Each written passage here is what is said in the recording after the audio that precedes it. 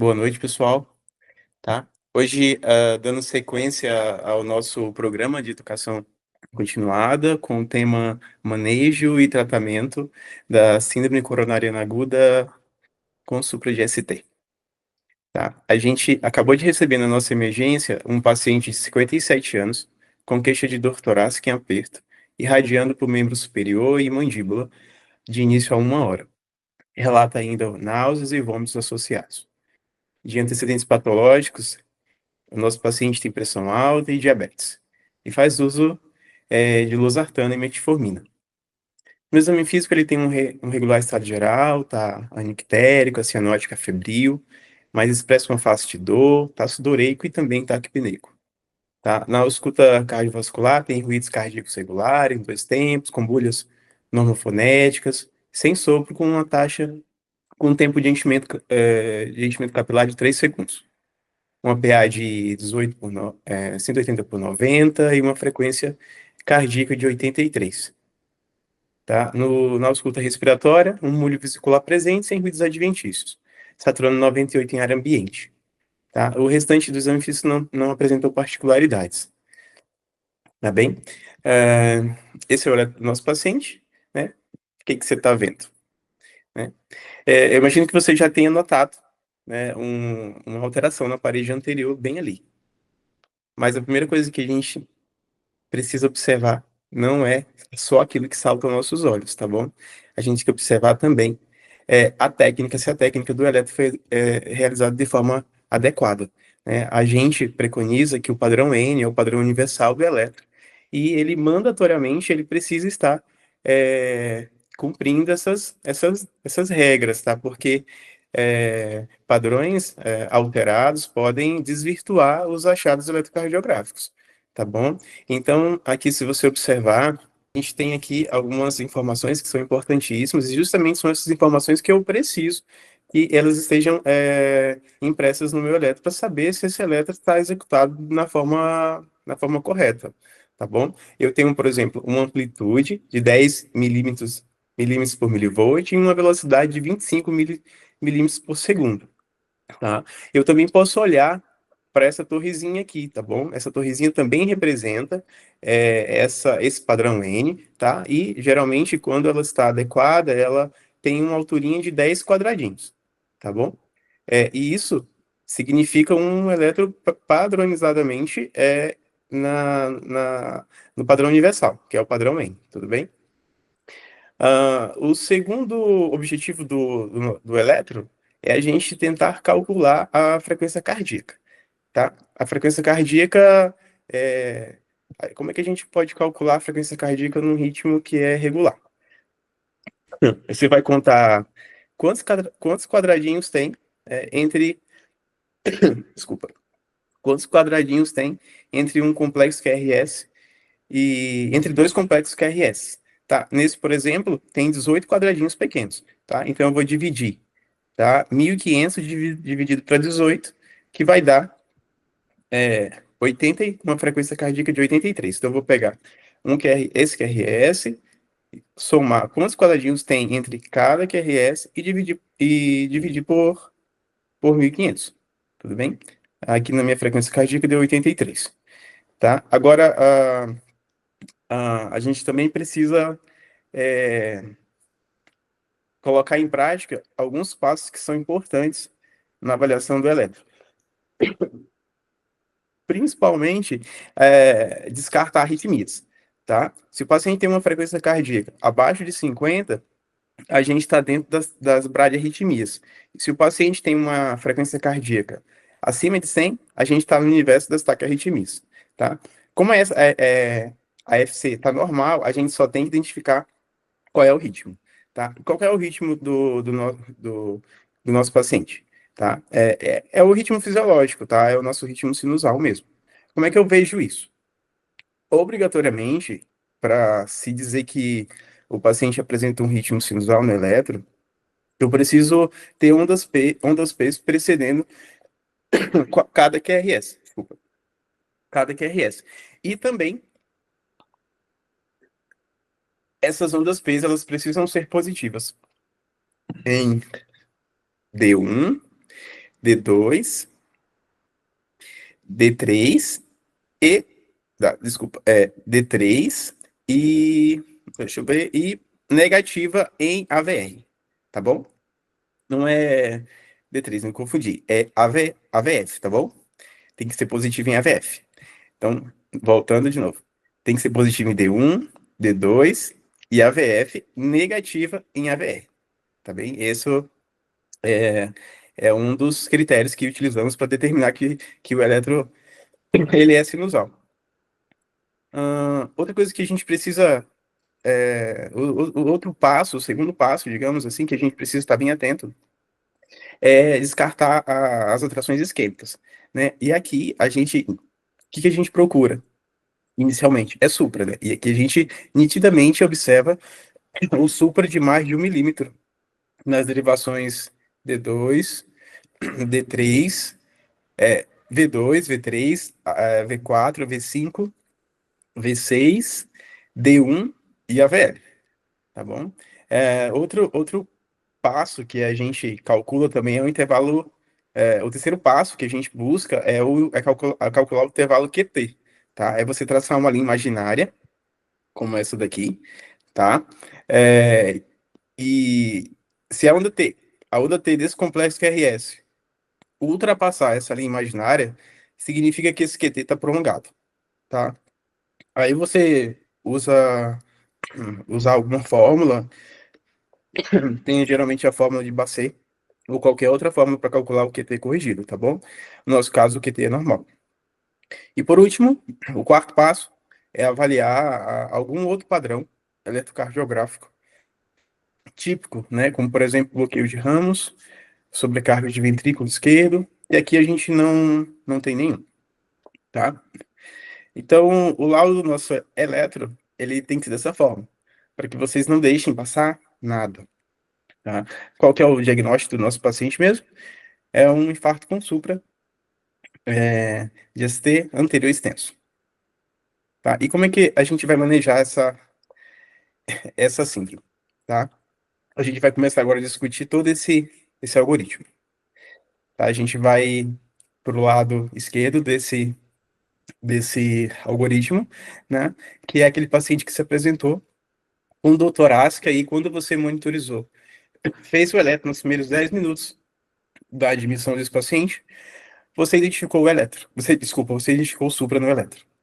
Tá, então, é, a- a- então, o que acontece quando a gente tem uma síndrome coronariana com supra?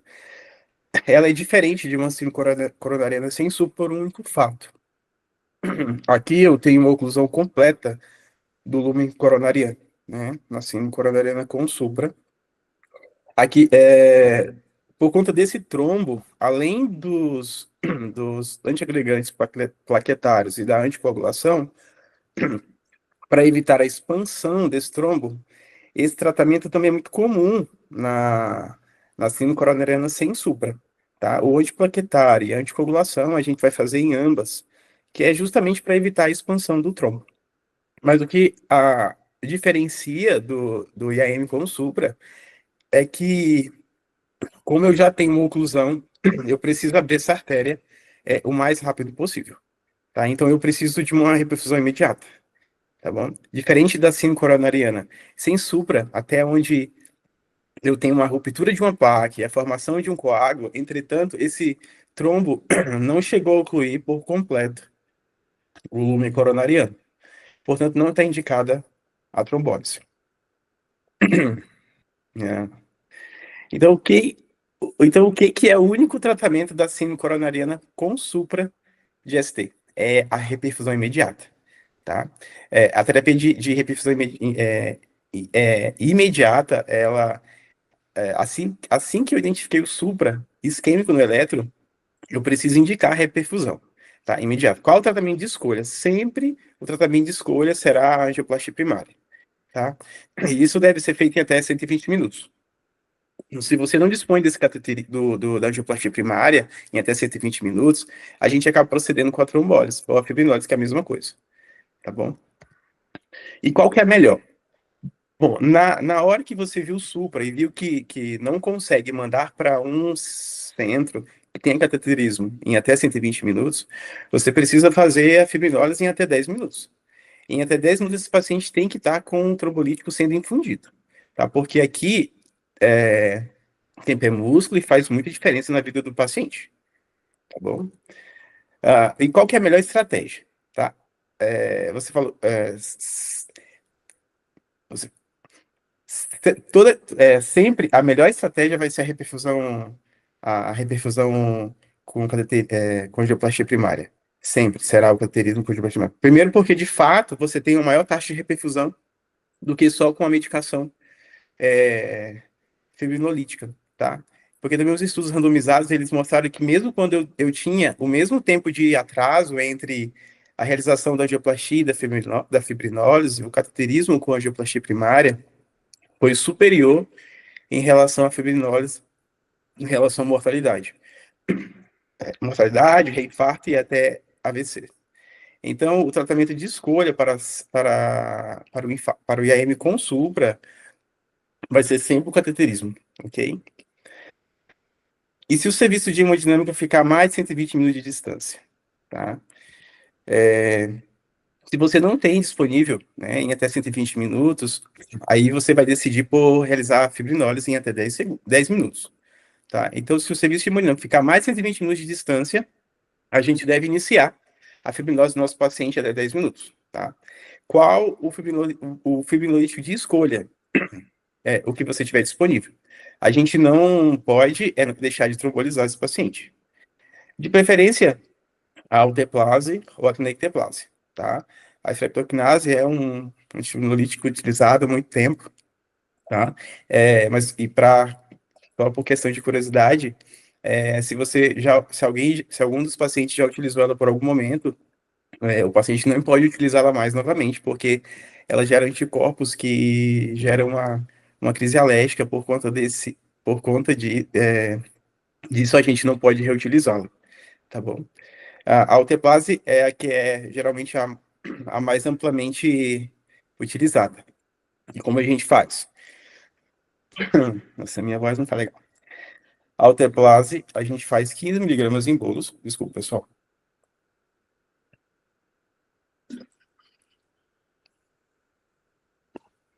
A gente inicia com 15 miligramas em bolos, tá?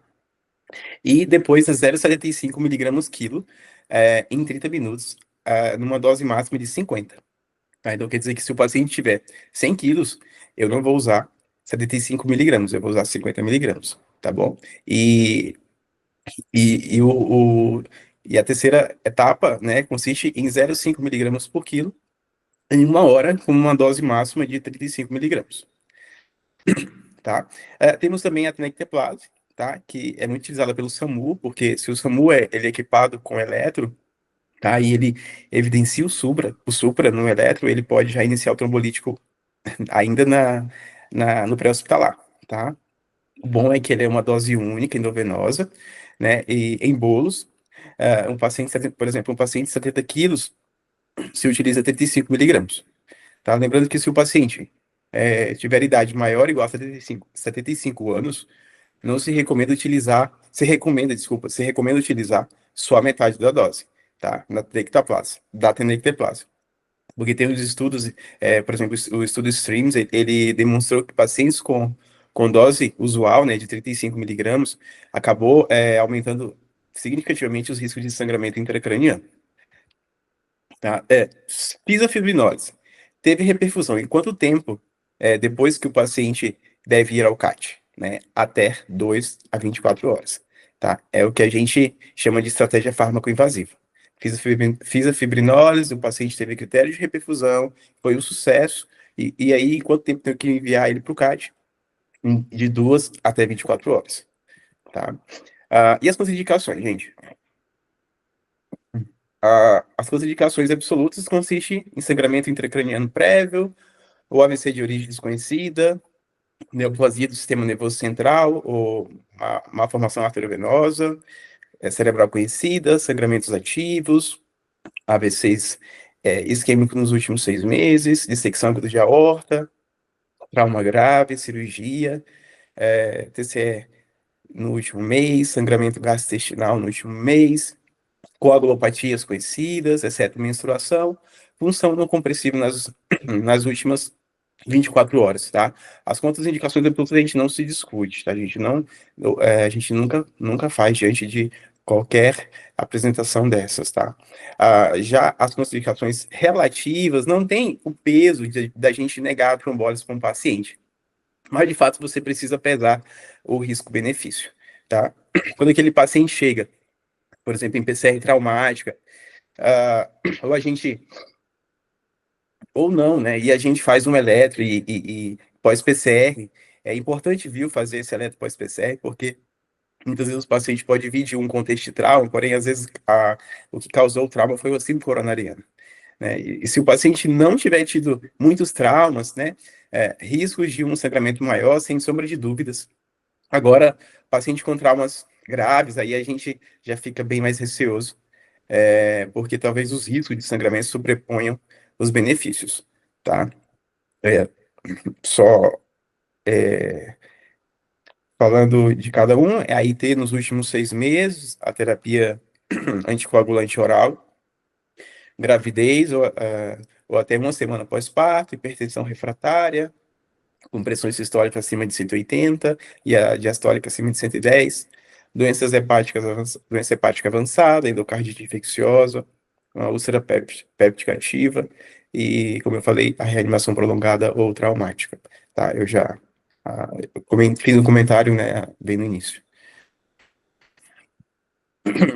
Se você, e se não reperfundir após realizar a fibrinólise. Ou seja, eu fui lá, não tinha CAT até 120 minutos, e eu iniciei a fibrinólise em 10 minutos. Quanto tempo você tem que repetir o eletro? Né? Em até 60, 90 minutos, obrigatório. São obrigatórios. Né? A redução do supra de mais de 50%, redução da dor, e se não tiver tido isso, quer dizer que a reperfusão falhou, tá? Então você precisa encaminhar esse paciente para um cateterismo de resgate imediatamente. Paciente sem melhora da dor, pediu subindo, estabilidade elétrica, hemodinâmica, piora da isquemia, piora do supra, ausência de diminuição do supra é CAT de resgate, tá? Esses tempos são muito importantes, tá? Sempre lembrar que quando o paciente chega na nossa unidade com queixa de dor torácica, tem que ser realizado um eletro em até 10 minutos, tá? Levar para CAT em até 120 minutos, tá? Se não tiver angioplastia, até 120 minutos, é, é, levar para terapia fibrinolítica em até 10 minutos, tá bom? Se o paciente estiver dentro do hospital com o centro de hemodinâmica, eu preciso levar esse paciente para o CAT em até 60 minutos, tá? São até critérios de qualidade hospitalar, que é o tempo porta-balão, tá bom? Paciente e tempo para avaliar a, a eficácia da fibrinólise é de 60 a 90 minutos. Tá? Tempo máximo para levar o paciente com cateterismo após a fibrinólise é de 2 a 24 horas. Agora, fez a fibrinólise, o paciente teve reperfusão no eletro. Você vai colocar no cross para que ele seja encaminhado para realizar o cateterismo pós-fibrinólise bem sucedida, com o paciente bem estável em até 24 horas, tá? No mundo ideal, seria isso, tá bom? Trombolizou, o paciente evoluiu com critério de reperfusão, tá estável, tem condições de transporte, e aí você precisa pedir o cateterismo angioplastia primária para esse paciente. Uma pergunta que eu acho que seria interessante, que às vezes as pessoas têm dúvidas, se eu indiquei a terapia fibrinolítica, né? Não houve resposta. Eu posso repetir? Não, não pode readministrar o fibrinolítico, tá? Fiz aqui, o paciente não melhorou, então é CAT de resgate, tá? Não só não aumenta a taxa de reperfusão, mas ainda aumenta a taxa de sangramentos, tá bom? E deve salientar que eu coloquei esse trecho de um livro, deve salientar que a administração de fibrinolítico como nova tentativa em pacientes com falência da primeira dose, não é recomendada devido à elevação de risco de sangramento e a pouca possibilidade de reperfusão na segunda tentativa. Recomenda-se a viabilização da angioplastia primária de resgate nesses pacientes. Tá? E se o paciente chegar para a gente em mais de 12 horas do infarto, né? O paciente chegou e diz, doutor, ontem de manhã eu comecei a sentir uma dor no peito, só que eu fiquei com medo de vir, vomitei em casa, me deitei, achei que a dor melhoraria, mas ainda estou sentindo dor. E por isso que eu resolvi vir. Tá? Você olha o eletro, ele já tem uma área eletricamente inativa anterior. O nosso paciente veio com. Não é o caso do nosso paciente que veio com 1 hora de dor, mas se ele tivesse ficado em casa, ele ia, ele ia ter o supra. Ele já não ia ter ele não ia ter o supra no eletro, né? Ele ia ter a sequela, desculpa. É uma área eletricamente inativa anterior. O que a gente faz com esses pacientes, né? O paciente chegou com 14 horas de dor. Vale a pena trombolizar esses pacientes? Não vale a pena, tá? Isso já foi demonstrado, tem estudos que, que abordam esse tema, tá? Que tentou avaliar isso. Será que a reperfusão tardia valeu a pena? Além de não aumentar a taxa de reperfusão, o prognóstico desses pacientes ainda aumentou o risco de sangramento. Por isso não vale a pena. O tempo máximo é de 12 horas, sendo que a gente sabe que a melhor taxa de reperfusão é dentro das primeiras 3 horas.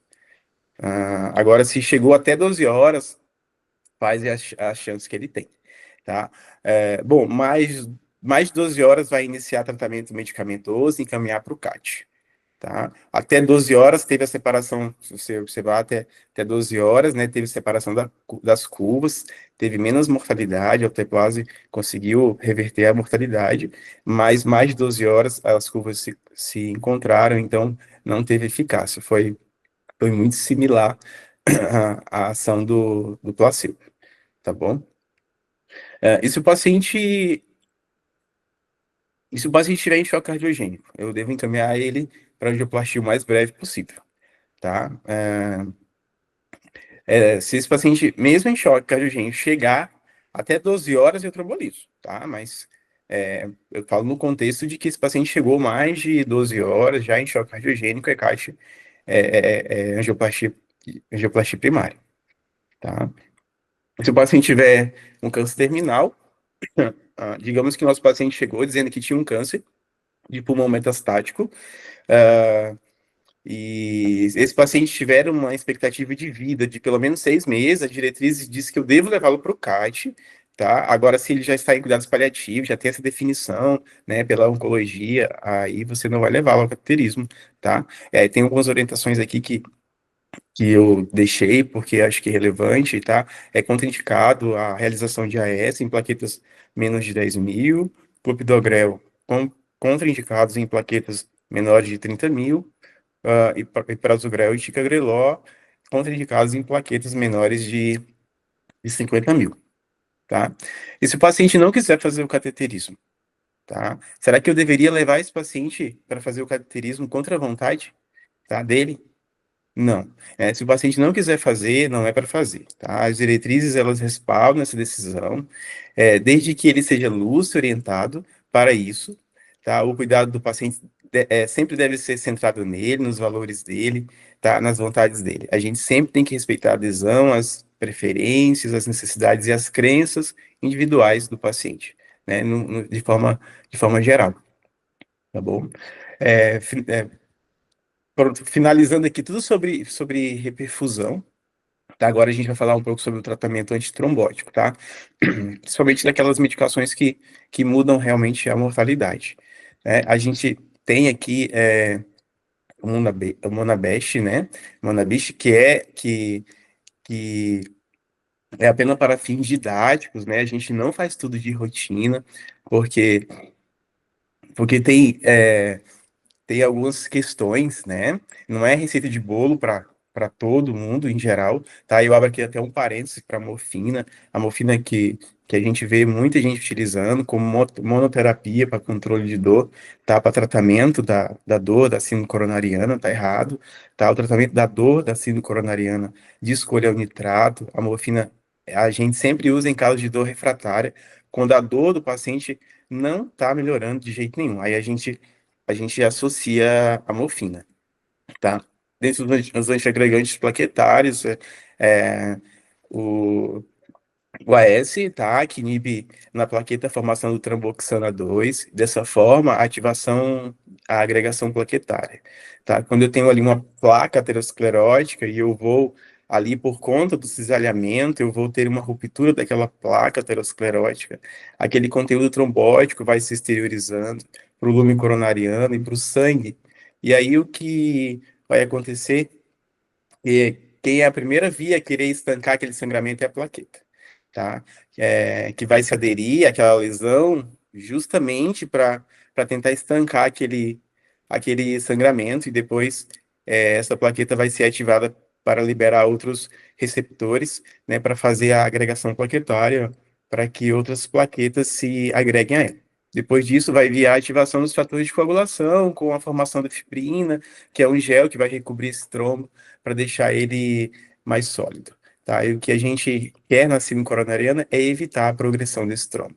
Por isso, a gente usa o antiagregante plaquetário, tá? E também os anticoagulantes, tá? Só a S, ela reduz ali em 23% a mortalidade dos nossos pacientes, né? Se você quer fazer um bem para um paciente que tem uma dor ali, que você pode encontrar, ande com 3 AS no bolso, porque pode fazer muita diferença em algum momento, tá? Ah, agora, se o paciente for alérgico ao AS, tá? Não tem jeito, aí é monoterapia só com clopidogrel, tá? Clopidogrel é o segundo antiplaquetário, né? Não só ele, mas como a gente tem outros, por exemplo, o prasugrel, tá? Que é ainda mais potente, tá? Que é os inibidores da P2Y12, que é um outro receptor que se liga ao ADP e faz agregação de duas plaquetas. Então, se você inibe o receptor, se você não permite que ele venha se agregar, o de primeira escolha é o prasugrel, tá? Que só pode ser feito dentro da sala de hemodinâmica, tá? Com o reconhecimento da anatomia coronariana. Então, se você nunca vai fazer prasugrel sem conhecimento da circulação coronariana. Se o paciente for direto para cateterismo, você só faz o AS. E lá no CAT, depois de conhecer a anatomia coronariana, é que você vai fazer o prasugrel, assim como a anticoagulação, tá bom? A gente tem como segundo inibidor da P2Y12 o ticagrelor, tá? Que pode ser feito em dose de ataque de 180 miligramas, depois 90 miligramas de 12 em 12. Tá? E o mais utilizado, tá? É o clopidogrel, né? Que é mais acessível, tem no SUS. Tá? A dose dele é de 300 miligramas, veio agora. E em maiores de 75 anos, tá? Que forem a fibrinólise, a gente só faz 75, tá? Se eles não forem, a gente faz dose normal, de 300 miligramas. Tudo bem? E se eles forem para angioplastia primária, sem ser submetidos à fibrinose, a gente faz 600 miligramas. E todos mantêm 75 miligramas VO ao dia, tá? É a de escolha em pacientes com alto risco de sangramento e em idosos maiores de 70 anos. A anticoagulação de escolha na trombólise é a heparina de baixo peso molecular, a enoxaparina. Tá? Aqui tem algumas contraindicações, né, dos inibidores da P2Y12, tá? O clopidogrel, assim como todos os outros, hemorragias ativas, AVCH, hepatopatia, tá? Inibidores da CYP3A4, a anticoagulação de escolha, né, é a inoxaparina, tá bom? A inoxaparina, que é a heparina de baixo peso molecular, no contexto de trombólise, a gente, né, se o paciente for candidato a trombólise, a gente sempre faz aquele bolus de 30 miligramas EV em bolos, tá? Antes de iniciar a trombólise e após iniciar a trombólise, 15 minutos após, a gente faz a dose de 1 mg por quilo de 12 em 12 subcutâneo, tá? Se o paciente tiver maior de 75 anos, tá? Em contexto de trombólise, tá? A gente não faz o bolus de 30 miligramas EV, a gente mantém apenas 0,75 miligramas por quilo subcutâneo de 12 em 12. Tem outras nuances que questão de índice de creatinina reduzido, menor de 30, a gente também não faz o bolus, a gente faz 1 mg por quilo uma vez ao dia, tá? E menores de 15, um clínice menor de 15, a gente opta por não fazer inox, a gente faz a heparina não fracionada, tá? Tendo como dose máxima 100 miligramas, né, subcutânea de 12 em 12, 100 miligramas de 12 em 12, tá? Entre pacientes com 100 a 150 quilos, é necessário dosar o fator anti-10A, né, e maiores de 150 quilos, a gente contraindica a inox, a gente precisa obrigatoriamente fazer a heparina não fracionada, tá? A estatina de alta potência para todo mundo, tá? A atorvastatina, rosuvastatina, simvastatina. Ah, o nitrato é a primeira opção, né, no tratamento da dor, tá? Inclusive aqui trago para vocês uma evidência recente, tá? Não houve, que fala que não houve maior incidência de eventos adversos no grupo dos pacientes com infarto inferior e infarto de VD, tá? Que receberam nitrato. Aqueles que tiveram um pouquinho de hipotensão foi facilmente revertidas com reposição volêmica, tá? Então esses pacientes é, está com infarto de VD, mas ele está estável, faz um nitrato, porque essa descarga adrenérgica da dor, né, vai aumentar ainda mais a área infartada e acabar piorando muito mais é, o manejo desses pacientes. Tá? Resumindo o nosso caso, a gente né, recebeu inicialmente aquele nosso paciente de 57 anos, com queixo torácico em aperto, que irradiava para o membro superior esquerdo e a mandíbula com início a 1 hora, e relatava também náuseas, vômitos, né? É, e a gente evidenciou que a gente tinha um supra de parede anterior extenso, tá? E como a gente não tinha, né? O cateterismo em até 2 horas, a gente optou pela fibrinólise, tá? Então, aqui é um resumão do, do, do fluxo que a gente deveria seguir, tá bom? O paciente chegou na nossa sala de emergência, o paciente vai receber 300 miligramas de AS e a dose de manutenção de 100 miligramas uma vez ao dia, o clopidogrel 300, tá? É, e com dose de manutenção de 75 uma vez ao dia, e se pacientes maiores de 75 anos, somente 75, submetidos a trombólise. Se eles não forem submetidos a trombólise, a dose permanece dose plena de 300 miligramas. Tá? A inoxa, não esquecer, 30 miligramas EV em bolo, se o paciente for submetido a trombólise, tá? Se o paciente não for candidato a trombólise, seja por alguma contraindicação, você não faz, tá bom? Não faz a inox CV, tudo bem? Ahn, Se o paciente tem alguma contraindicação, é CAT de urgência, tá bom? CAT imediatamente, tá? Se não, a gente procede à trombólise, tá? Não esquecer de repetir o eletro entre 60 e 90 minutos após o tratamento fibrinolítico, tá? Avaliar sempre os critérios de reperfusão, se houve redução do supra, né, de maior de 50%, melhora da dor, o RIVA, que é o ritmo idioventricular, ele não é obrigatório, tá? Não em todo paciente manifesta, mas se manifestar é sinal de que houve sucesso na reperfusão, tá? E após a reperfusão, esse paciente, no mundo ideal, deve ser enviado para o CAT de 2 a 24 horas, não esquecendo, tá? É a estratégia fármaco-invasiva, tá? Em caso de que não haja reperfusão, você fez o seu tratamento fibrinolítico, mas o paciente não apresentou esses critérios, né? Tem que mandar para o CAT de resgate, de urgência. Hum, e aqui eu coloco sobre alguns cuidados pós-IAM, tá? Manter os pacientes internados em unidade coronariana ou no sua UTI por pelo menos 24, 48 horas. Nessa fase, esse miocárdio atordoado, ele pode manifestar arritmias graves, então esse paciente precisa estar constantemente monitorizado, tá? É muito importante a realização de ecocardiograma ali na internação, porque a gente precisa avaliar a fração de ejeção, presença de trombos, tá? Risco de complicações mecânicas que podem acontecer. solicitar perfil lipídico nas primeiras 24 horas, avaliar alta precoce nos pacientes de baixo risco, em 2 e 3 dias pós-IAM. E outros fatores prognósticos importantes, que é o BNP, né? E quanto mais elevada a troponina, né? Isso aqui implica maior no prognóstico desses pacientes.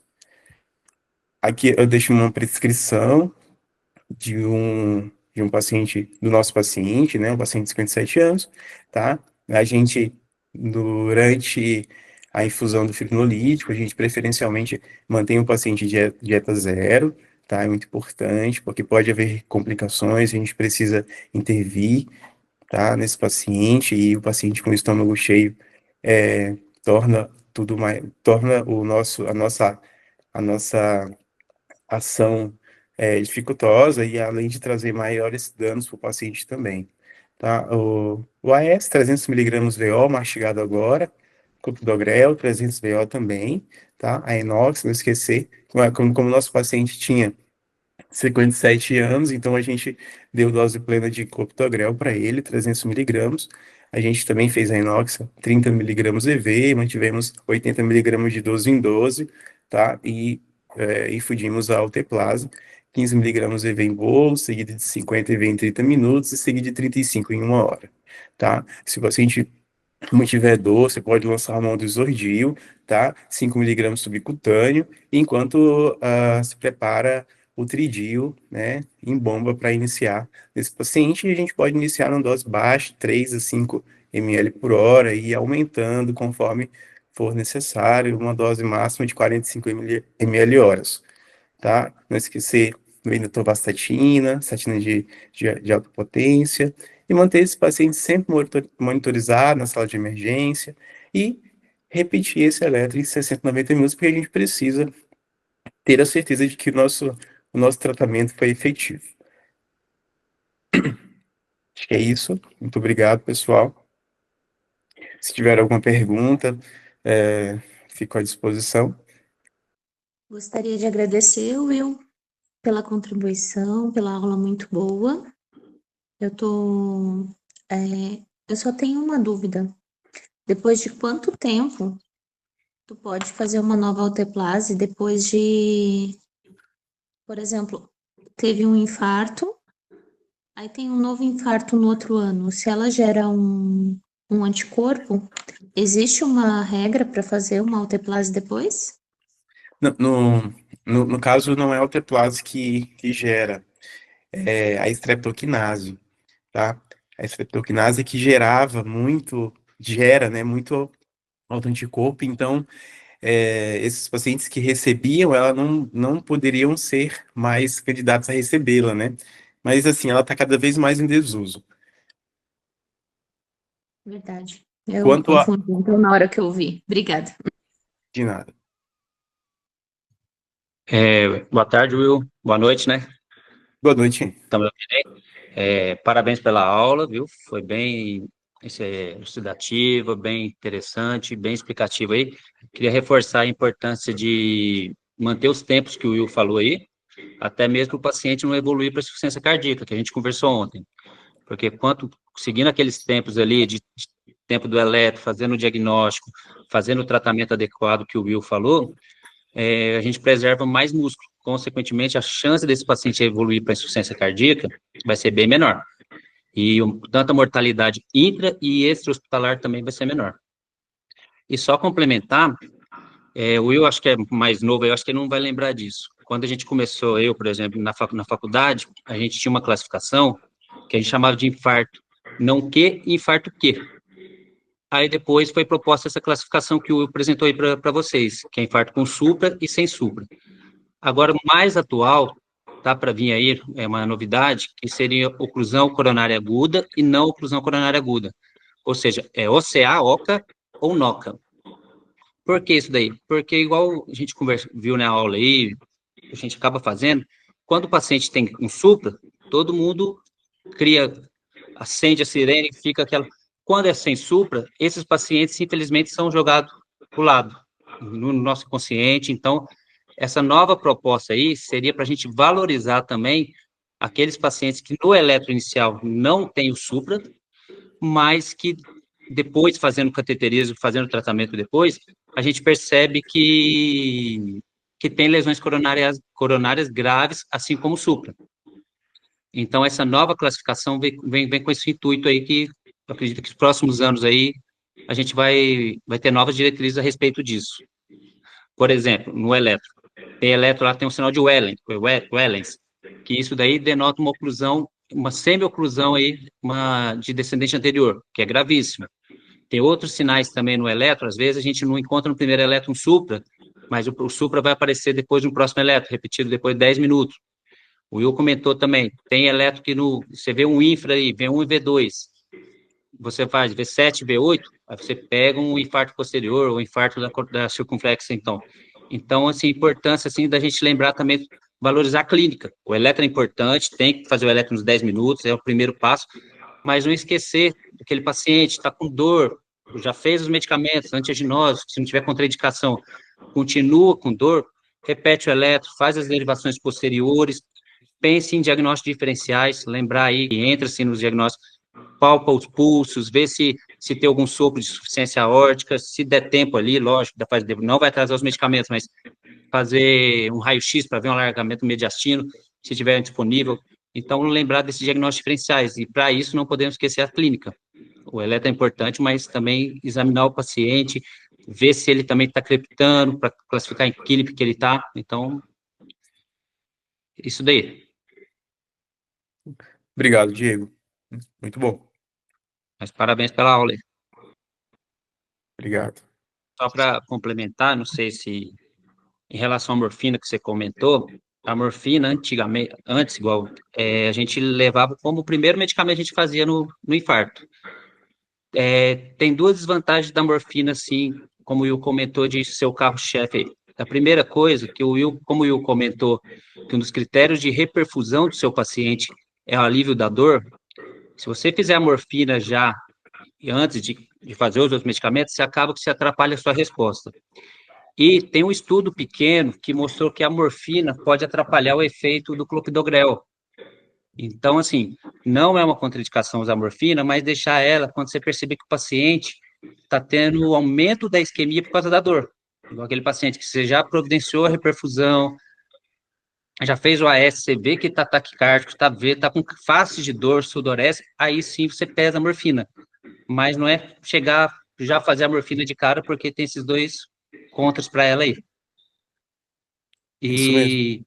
E em relação ao nitrato é mais ou menos a mesma coisa, não precisa ter pressa, seguir aquele esqueminha, aquele esquema ali que o Will apresentou, é para uma lembrança dos itens do tratamento. Não necessariamente você tem que seguir aquela ordem, pelo contrário. O ideal é até fazer a ordem, fazer com outra ordem. O nitrato também é a mesma coisa. Você tem que tomar cuidado, que ele pode aumentar a hipotensão, principalmente se o paciente tiver um infarto do ventrículo direito. Aí, eu fiz eletro, parede inferior, tem um supra, fiz o V3R, V4R. Não tem supra, já vou colocar nitrato. A ausência de supra e V3R, V4R não exclui infarto do ventrículo direito, porque a câmara do ventrículo direito é muito fina. Então, é transitório, em torno de 30% só que vocês vão pegar o supra de V3R, V4R. Então, toma cuidado com o nitrato também. Lembrar também no sexo masculino, o paciente fez uso de algum inibidor da fosfodiesterase, tadalafila, sildenafil, se aumenta também o risco de hipotensão severa aí, e isso com a hipotensão severa, você acaba que faz uma baixa perfusão coronariana, então você piora o prognóstico do paciente. Então, toma cuidado. O Will colocou ali aquele regrinha mnemônica, né, o Monabit, né, tem uma proposta também, que seria o Savico, que o S seria o suporte inicial que o comentou, monitor, o MOV, né, monitor, o A, antiagregação, o V é a viabilização de abertura do vaso, ou através da angioplastia, respeitando os tempos aí que foi falado, ou, no nosso caso, um trombolítico. O I já seria o tratamento anti-isquêmico, que aí você avalia se o paciente precisa do antiaginoso, aí entra o nitrato. O C, a coagulação, que seria a heparina, né, que o Will comentou as contraindicações.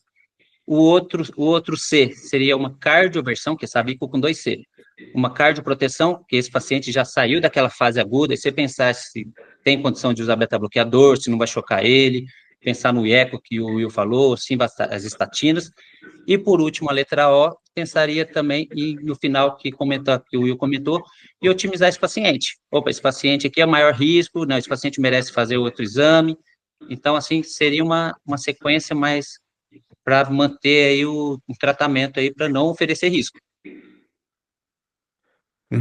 Só acrescentando, Diego, que na nossa prática do dia a dia, prática clínica, a gente às vezes nem chega a fazer tridio, nem chega a fazer morfina.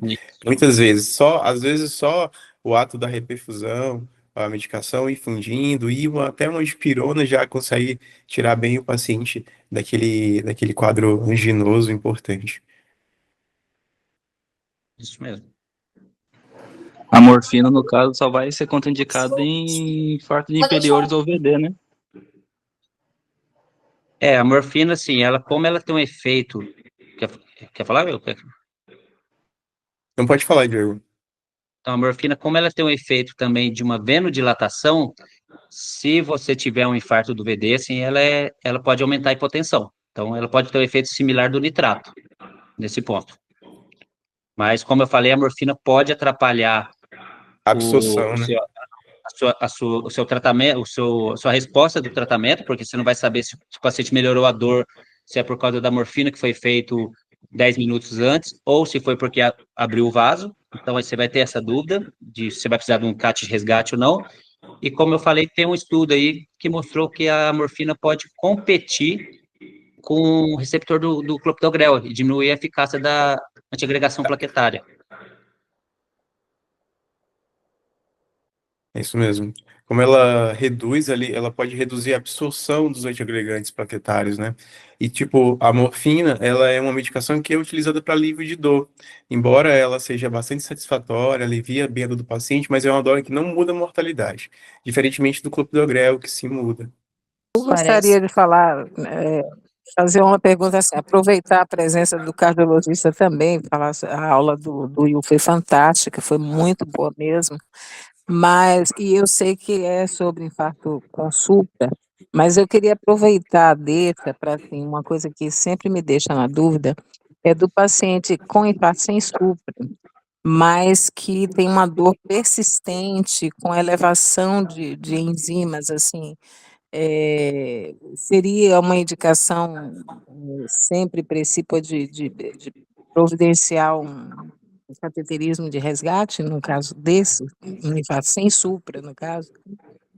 Assim, aquele paciente que está com uma placa instável, na iminência de romper essa placa e fazer um infarto grandão. Então, esse paciente, que normalmente ele tem aquela dor intermitente, mas que é insistente, persistente, sem tanta elevação de enzimas, mas que a dor persiste. Esse paciente está na UTI, está em observação, e a dor vai e volta. Ele não teria indicação de um cateterismo de resgate? Então, Tereza, de cateterismo de resgate, tem indicação sim. Você entra naquele quadro que é um paciente de alto risco, apesar de você não ter manifestado. Aí cabe que a gente conversou ali, que eu acabei de falar da parte dessa nova classificação, justamente para não deixar passar esses casos sem o tratamento adequado, esperar ele perder músculo ali. Então, de cateterismo, sim, tem indicação, sim, de colocar, na nossa realidade aqui, colocar ele no cross, aí descreve o paciente, permanece com angina, mesmo com a medicação otimizada, porque é um paciente de alto risco. Então, como você comentou aí, agora trombolítico, nesse caso, não. Agora, como você comentou, esse paciente aí subiu troponina. Se o paciente estiver na UTI, persistindo dor, tem indicação sim. Aí, no caso, não é nem esperar DRS, nada, é cross mesmo, para a gente tentar abrir esse vaso o mais rápido possível. Isso, não, tirou assim, na verdade, assim, eu não vi ainda essa nova classificação. É uma classificação que está para sair ainda, não tem um estudo só que saiu, e que eu falei, a gente classifica como infarto com supra e não supra. Então, essa tendência, Tereza, é a gente tentar o quê?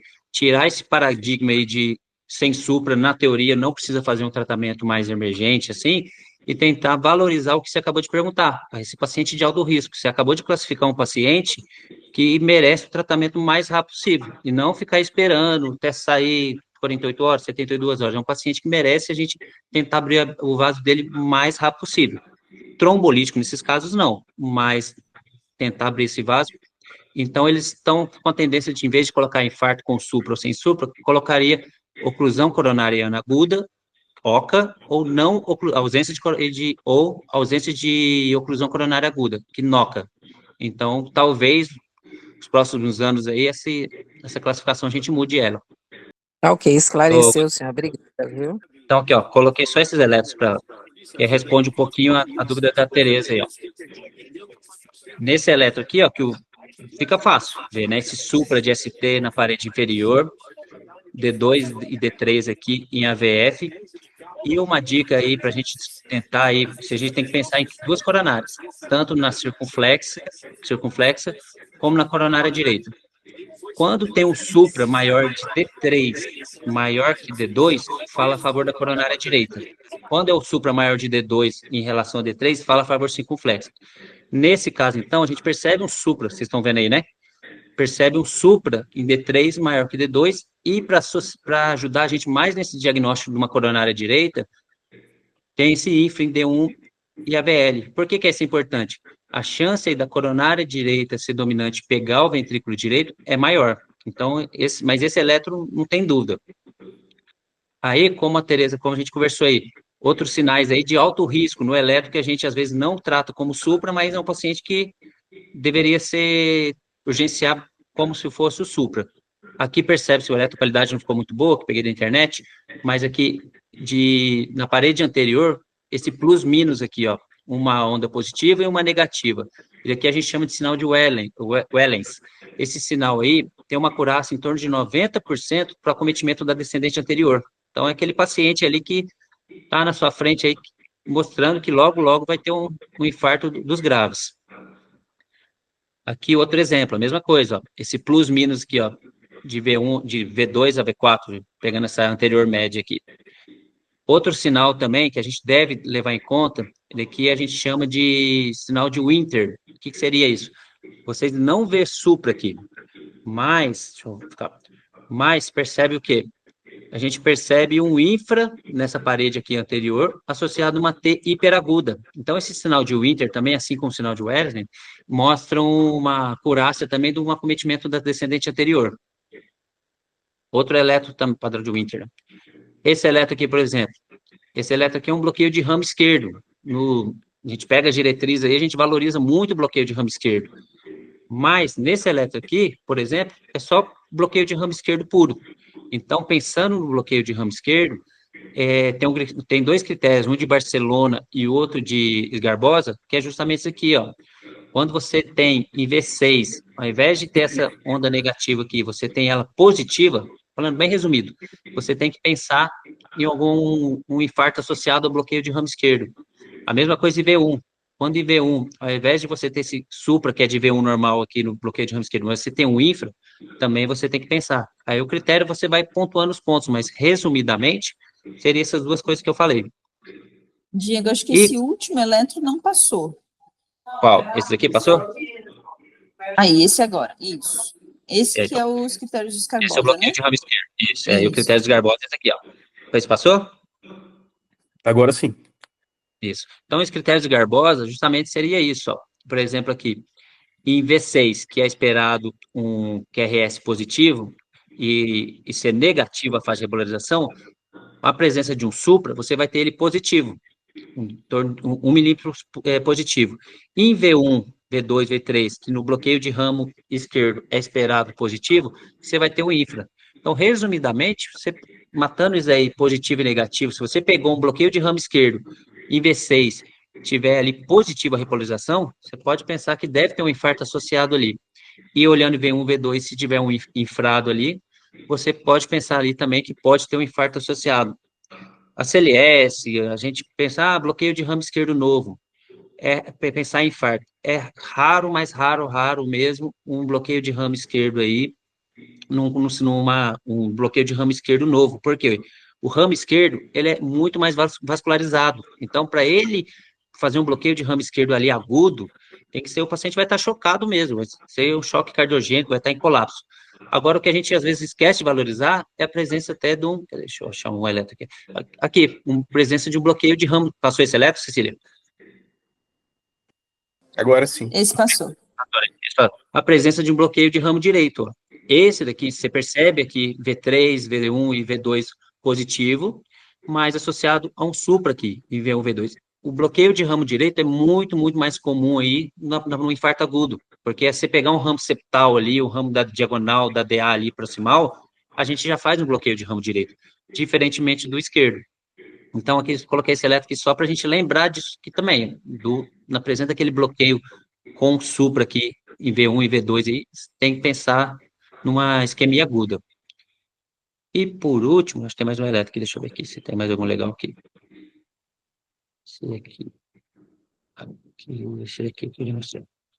Esse, por exemplo, aqui, ó.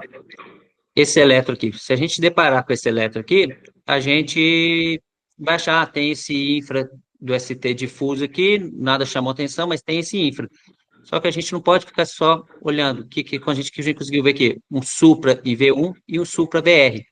Então, quando a gente está diante desse supra, de AVR e V1, com o infra difuso aqui, a gente chama isso de isquemia circunferencial, ou seja, é uma isquemia ou do tronco ou de uma DA proximal. É um caso gravíssimo.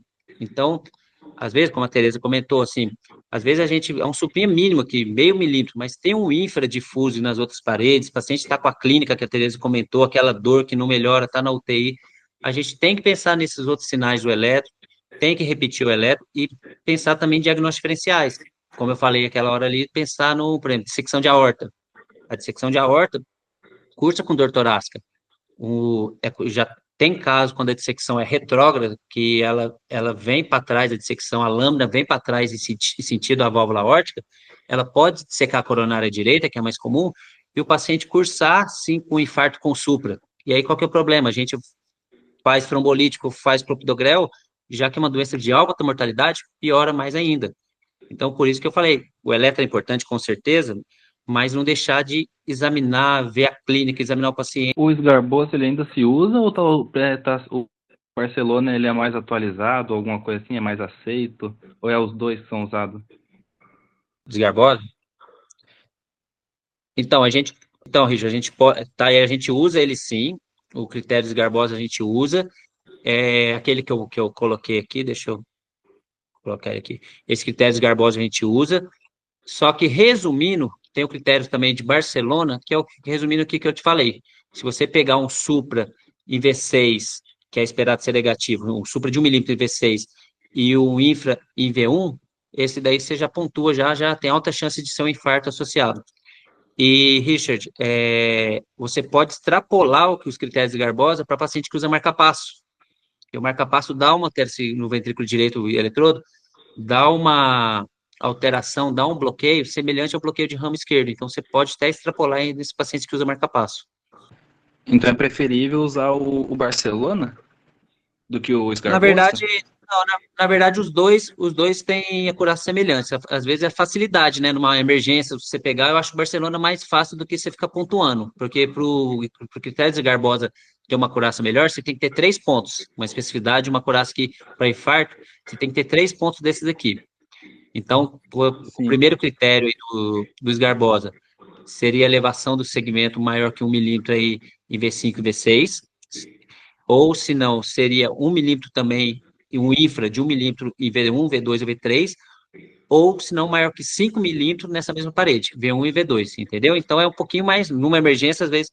Agora o Barcelona não, o Barcelona você pega V1 e V6, se V6 tiver positivo ali, um suprinha de 1 milímetro, e se V1 tiver um infrinha aí de 1 milímetro, você já, então é mais fácil guardar, mas os dois têm uma acurácia semelhante, assim, não tem qual é melhor ou pior, não, um é para ajudar o outro, quase. Vai mais da facilidade que a gente tem em usar cada um, né? Se eu tenho mais afinidade com um do que o outro. Perfeito, isso Entendi, mesmo. obrigado. Facilidade numa emergência, imagina. Então, muito obrigada, Will, obrigada, Diego, pela participação. Eu fiquei muito feliz que todo mundo participou, interessados. Nosso objetivo é esse, né? que a gente tire as dúvidas, que a gente participe, que a gente possa ampliar aí nosso conhecimento com essas informações. Obrigada mais uma vez, Will, e Diego também, Obrigado. pela participação, e agradeço a participação de todos.